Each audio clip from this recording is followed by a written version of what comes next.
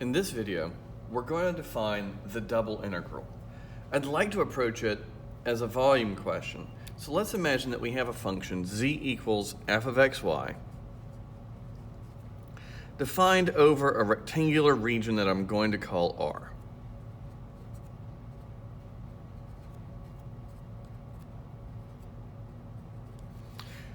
And I have a function here. This is what I'm going to let be f of xy, this roof-shaped region, which kind of straight onto the camera, it's hard to tell, defined over this rectangle on the x-axis defined from A to B, and on the y-axis from C to D.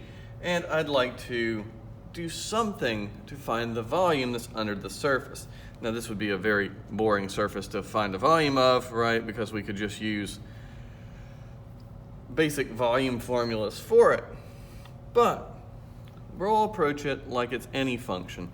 And what we do here, we'll define double integrals not just for functions that are positive, functions that are where z is bigger than or equal to 0. It'll apply to more cases than just that.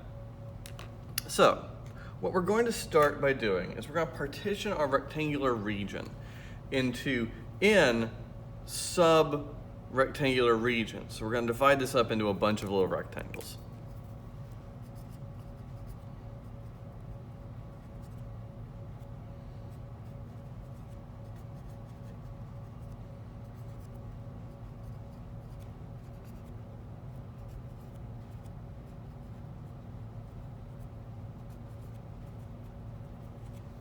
So we can actually imagine doing that.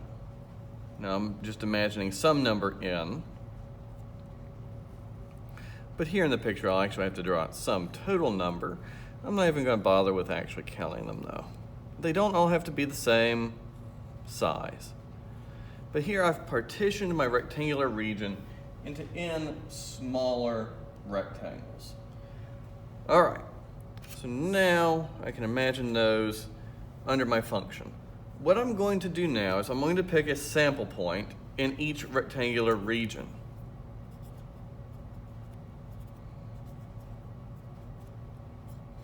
I'll call that xk, yk.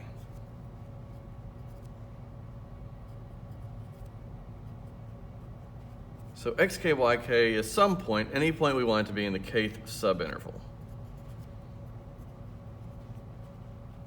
So here in my diagram,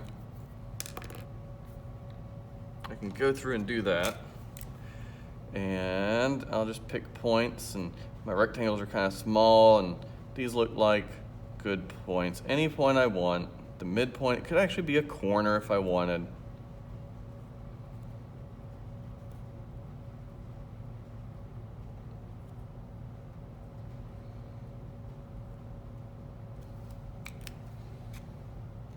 All right, so there are my n sample points now, right? One in every little rectangle. All right, I'm going to imagine just looking at one of the little rectangles.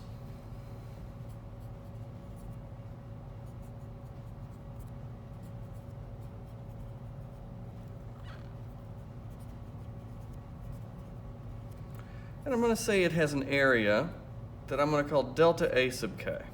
That's the area of the kth rectangle. And so I'm just going to focus on this one here for a moment, right? That can be my kth rectangle, whatever number that is, and it has area delta A sub k. It also has a length and a width. I'm going to call this side of it delta x sub k. So length and width. So delta x sub k and delta y sub k. And right away we can observe that delta a sub k is the product of delta x sub k and delta y sub k. All right, so each one of these little rectangles has an area I can calculate. What I'm going to do now is evaluate my function at each sample point.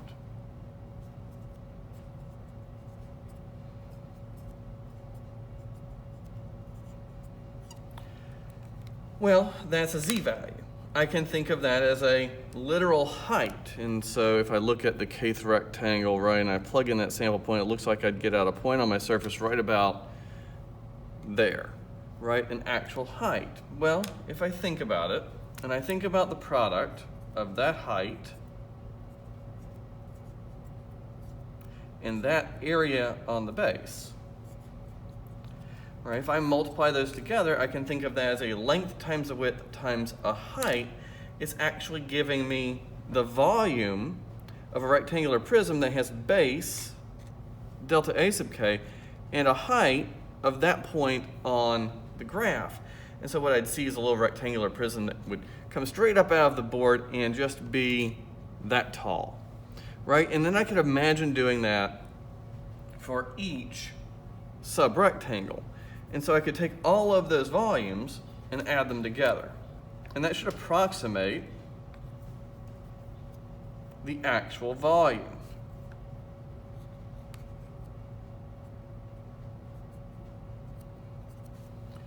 And what I would have is a collection of rectangular prisms that come up and touch my surface at a spot. The way I like to picture is that it would look like I've cut a potato into a bunch of little French fries that come up and hit the surface. Well, this would be a volume approximation, and very nicely, the sum we've constructed is a Riemann sum. And so now the question would be, how do we go from a volume approximation to the actual volume? Well, we could imagine taking more and more little subintervals and having smaller and smaller rectangular prisms that come up and hit this surface, getting a better and better volume approximation. And so to get to the actual volume, we take a limit as the number of smaller rectangles goes towards infinity. You could also say it's a limit as the delta A sub k goes to 0, right? The area of each one would get smaller and smaller.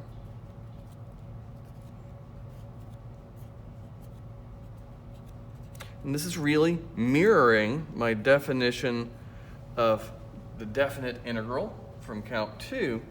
And this is what we use to define the double integral over a rectangular region R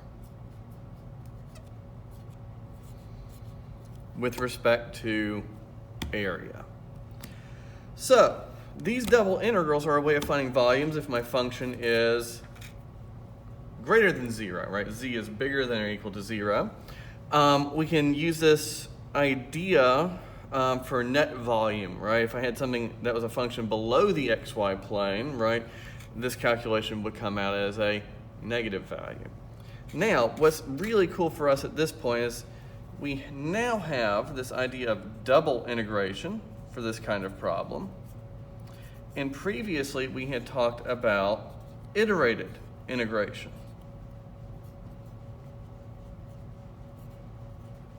In our next video, we'll tie these two concepts together.